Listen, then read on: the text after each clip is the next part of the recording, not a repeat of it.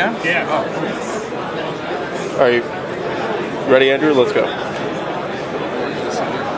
Welcome back to In the Trenches. I'm Greg Cook. He's ND Kalu. We are here live on Radio Row in downtown Manhattan, New York. Please bring with me right now A.J. Hawk, number 50 for the Green Bay Packers, stud middle linebacker out of Ohio State, Lombardi Award winner. A.J., welcome to the show. It's great to be here. Thanks for having me. I tell you what, being a former Packer, it's great to see you guys the way you got into the playoffs this year. I had you preseason. Patriots playing the Packers, and I know you guys just got busted up injury-wise. What was the season like for you this year? I mean, it was definitely a crazy year, that's for sure. It was very unique. I don't know if I've been a part of a season, in my 8 years that have had so many ups and downs. I think Are you already in your 8th man? That makes me feel old that you're already in your 8th year, yeah. Just turned 30 too. I mean, I'm definitely an old guy in Green Bay, that's for sure. Me and Aaron are the two oldest guys almost, Ryan Pickett. So it was how everything worked out and we got into the playoffs, I think everyone's thinking, all right, yeah, this is we're destined, we should do this, let's go on a nice run, especially Aaron coming back last game of the season, throwing that bomb to Randall on 4th and 8, that's something you draw up in the book. That doesn't really happen. It happened, and then, I give San Fran credit. They came into our place and beat us, flat out, and we just couldn't find a way to get that victory. So it was a tough, abrupt end of the season, but can't wait to get back out there next year. AJ, you're more than pulling your weight on defense, but a lot of emphasis is going to be on defense because you got Aaron Rodgers and all those great receivers and everything. Don Capers, you can't tell me just all of a sudden quit coaching. I mean, he brought you to the number 2 defense a couple of years ago. What's going on defensively? Yeah, I've defended Coach Capers from the beginning. I mean, it's not his fault. I've said the coach isn't out there making plays. He's not the one letting them rush for 180 yards. It's us as players, so it's our fault. We weren't making the plays. And it's hard to put your finger on exactly what it was, but it's just like anything. It's pretty simple. It's just hard to do it, but you got to find a way to get a lot of pressure on the quarterback, and you got to find a way to create some turnovers. And for whatever reason, we haven't created the turnovers that we had in the past when we were playing much better as a defense.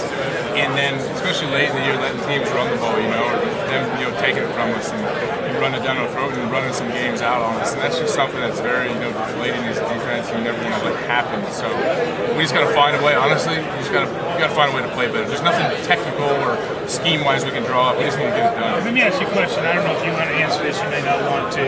As an ex-player, I know you got to be careful with what you say. Do you think the Packers need to get bigger up front? It seems like you're a small football team up front defensively. I've never sat there and thought about it. I don't think so. Some big guys, B.J. Rodgers, Ryan Pickett, all kind of guys. Mike Daniels is a stud young guy for us.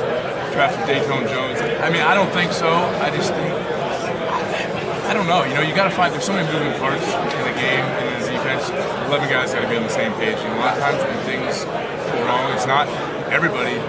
It might be one guy peeking in the wrong gap, and these guys are so good. Look at these offenses that you're facing. Like Peyton Manning, you get the Seahawks get the ball to Marshawn Lynch. Trust me, he's going to find the crease if it's there. Talking to A.J. Hawk, number 50 middle linebacker for the Green Bay Packers, just a stud out of Ohio State. Been there 8 years now, A.J. Having to cover tight ends. What's the toughest tight end you've ever covered? Oh, geez. It seems like every week you're facing a guy that seems like a Hall of Famer. But Vernon Davis had a huge ball that he caught on us in the playoff game. He's caught on me, and we'd love to have that one back. But I don't know who I'd say the toughest is. Honestly, they're all so good. I love playing those crafty vets like a Witten. Kind of lucky enough to play Tony Gonzalez, Jeremy Shockey back my first couple of years. Great era at tight end. Yeah, so I played against a bunch of great ones, and I have so much respect for how they played. I love those crafty guys like Witten and Gonzalez that they may not be running 4.340s past you, but they know how to get open and they understand defenses. And no matter what your leverage is, they're going to find a way to try to beat it. It's almost like a chess match back and forth with those guys, and I respect them. And I've gotten to play against, like I said, some great ones, but they're all good to me. I'm from Houston, Texas. When I'm playing Green Bay, and you try to tell people the unique experience it is Green Bay, how the players are closer than they are in other towns or spread out. What's the experience been like for you to be in Green Bay? Because you've been there a long time now. Yeah, I have. It's amazing. It's hard to explain. like you said, you kind of have to be there and you have to live it. It's obviously not a huge town, so we all go to the same places. I say all the players go to the same movie theater. We all go to the same grocery stores. Everybody knows you. Everybody knows where you went to school. They know how much your height and weight is. Exactly. Most of us, our kids go to the same schools. So I see I drop my daughter, my 3-year-old, off for her preschool, and I see 4 coaches' wives and 6 players, and we're all in the same spot. And the fans, they honestly have stuck with us through thick and thin, and I respect that about them. I've been a part of 8 seasons, 6 and 10 seasons, so it hasn't always been winning for us when I've been there, and you wouldn't know it by then. The fans literally are stuck with us no matter what. I love that about it. It's easy to be. Yes. So I'm saying we've set the bar high now, and we like it that way.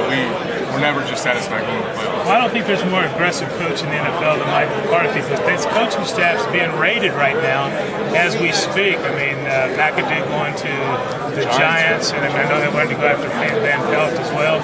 Were you surprised? This is the thing that kind of surprised me, that Kevin Greene just walked away. Because to me, Kevin Greene's a guy that should be in the Hall of Fame. I think it's a criminal he's not yet, but hopefully he gets in soon. Yeah, Kevin Greene, man, what an amazing coach, an amazing guy. Did that shock you? Yeah, I definitely did, but I also at the same time respect the decision that he's made, to be with his family down at, I know he likes spending time down in Florida, and I texted him shortly after and just let him know how much I appreciate him, how much I've learned from him. I say all the time, he's one of the last true warriors of this game that truly gave up his body and everything for the game, and he lives it every single day. So it's going to be a big loss, him coaching our outside rushers. So I don't know what the plan is there, but man, I can't say enough about him. He is a truly good person as well, is what I try to tell everybody. He's crazy and long hair, runs around and wants to headbutt you. Still wears the wild boots. Yeah, exactly. And he'll headbutt you with no helmet on to your helmet, but he literally cares about his family and his friends so much that I have so much respect for those guys. We're talking to A.J. Hawk, number 50 for the Green Bay Packers. I can't believe he's already going into his 9th season. That's how time flies in the NFL. How's your health? Good? Yeah, I feel great. We were just speaking about it earlier with Rich Gannon. I feel very lucky and fortunate to have come out of the season, with knock on some wood, no surgeries, and feel healthy. And just, like I've said before, I feel better at 30 than I did when I was probably 22, 23. So I think I'm also getting smarter with how I take care of myself. And things have come a long way with how we train and work out. You learn the intricacies of the game. Yeah, exactly. You learn every year. And you learn how to not be so much of an idiot in the weight room. I still work out, 6-7 days a week, but I'm so much smarter now about it. I know what works for me and what doesn't. That's A.J. Hawk. He's a tackling machine for the Green Bay Packers. I expect the Packers to rise back to prominence, win the division again, and this is going to be one of the guys leading them to do it. One of the real leaders of the Green Bay Packers. Great player and really a good person. A.J. Hawk. A.J., thanks for joining us. Thank you very much. Take care, man. Thanks.